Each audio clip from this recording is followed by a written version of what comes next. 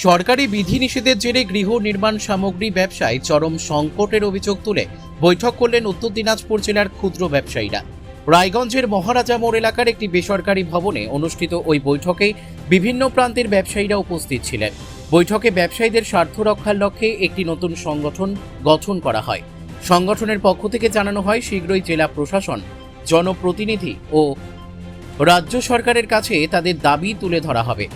ব্যবসায়ীদের দাবি, তারা সরকারি রয়্যালটি দিয়ে বালি ও পাথর সংগ্রহ করেন এবং জিএসটি প্রদান করে রড, সিমেন্ট সহ অন্যান্য নির্মাণ সামগ্রী ক্রয় করেন। সাধারণ মানুষের চাহিদা মেটাতে অল্প পরিমাণ সামগ্রী আগে থেকেই মজুত রাখা প্রয়োজন বলেও তারা জানান। কিন্তু বর্তমানে সেই ডাম্পিংকে কেন্দ্র করেই প্রশাসনিক পদক্ষেপ ও আইনি জটিলতার মুখে পড়তে হচ্ছে বলে অভিযোগ ওঠে। সংগঠনের সদস্য শুভদীপ নন্দী, সুব্রত ঘোষ সহ অন্যান্য ব্যবসায়ীরা বলেন, এই ব্যবসার সঙ্গে বহু শ্রমিক, ট্রাক্টর চালক, ভ্যান চালক ও পরিবহন কর্মীর জীবিকা জড়িত। তাদের দাবি, বর্তমান পরিস্থিতিতে বহু ক্ষুদ্র ব্যবসায়ী ব্যবসা বন্ধের আশঙ্কায় রয়েছেন। অন্যদিকে একই দাবিতে উত্তর দিনাজপুর জেলার নির্মাণ কর্মী ইউনিয়ন এবং CWFI এর পক্ষ থেকেও জেলা শাসকের কাছে ডেপুটেশন জমা দেওয়া হয়।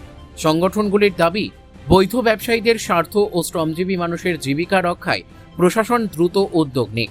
ব্যবসায়ী ও শ্রমিক সংগঠন উভয়ই সরকারের কাছে মানবিক দৃষ্টিভঙ্গিতে বিষয়টি বিবেচনার আবেদন জানিয়েছে। তাদের আশা, আলোচনার মাধ্যমে এমন একটি সমাধান হবে যাতে প্রশাসনিক নিয়ম বজায় রেখেই বৈধ ক্ষুদ্র ব্যবসায়ীদের ব্যবসা ও শ্রমিকদের জীবিকা সুরক্ষিত থাকে। আলোচনার বিষয় ছিল আজকে যে আমরা যে ব্যবসা করে থাকি বালি, পাথর, রড, সিমেন্টের, বালির উপর একটা বিধিনিষেধ আরোপ করা হয়েছে। আমরা ব্যবসা করতে পারছি না। ব্যবসা ওই মালপত্র আমরা সাপ্লাই দিতে পারছি না। এটা ল্যান্ড রিফর্মার্স অফিস থেকে আমাদের নিষেধ করা হয়েছে। বলা হচ্ছে যে আপনারা যেখান থেকে বালিটা আসছে রয়্যালিটি দিয়ে ওই বালিটা সরাসরি গাড়ি থেকে আনলোড না করে সরাসরি পার্টির বাড়িতে পাঠায় দিন। আপনারা ড্যাম্পিং করতে পারবেন না, ড্যাম্পিং করার কোনো নিয়ম নেই। আমরা এ ব্যাপারে তাদের কাছে আবেদন করেছি যে আমাদের এটা সুরাহা একটা করুক, বা আমাদের যদি তার এগেস্টে কোনো কিছু যে কিছু নিয়ম করবে সরকার, আমরা মেনে নিতে বাধ্য। সুব্রত ঘোষ, আমি সংগঠনের সেক্রেটারির দায়িত্বে আছি।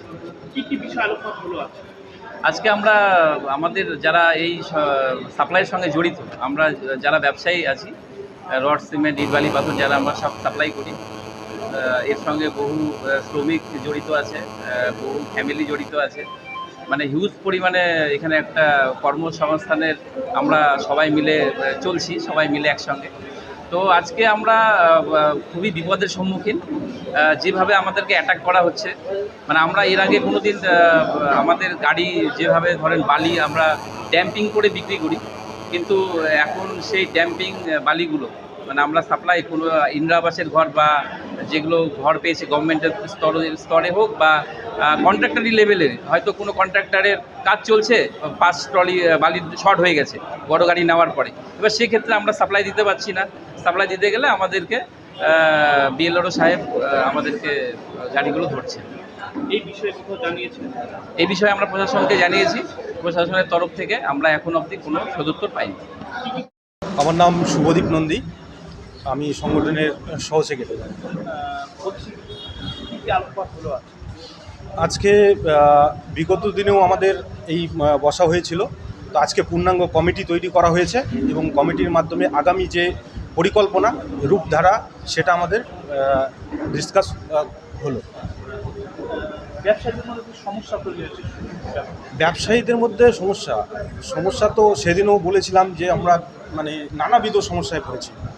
কারণ এই ব্যবসার সাথে জড়িত ট্রাক্টর চালক, লেবার, তারা তো রয়েছে।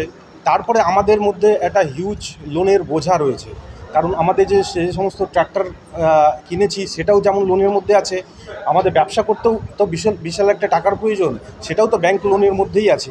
তো এমত অবস্থায় সমস্ত গাড়ি বন্ধ হয়ে যাওয়ায় আমাদের মাল না দিতে পারার জন্য লোনের তো একটা প্রেশার, ব্যাংকিং লোনের প্রেশারের মধ্যে আমরা সবাই আছি।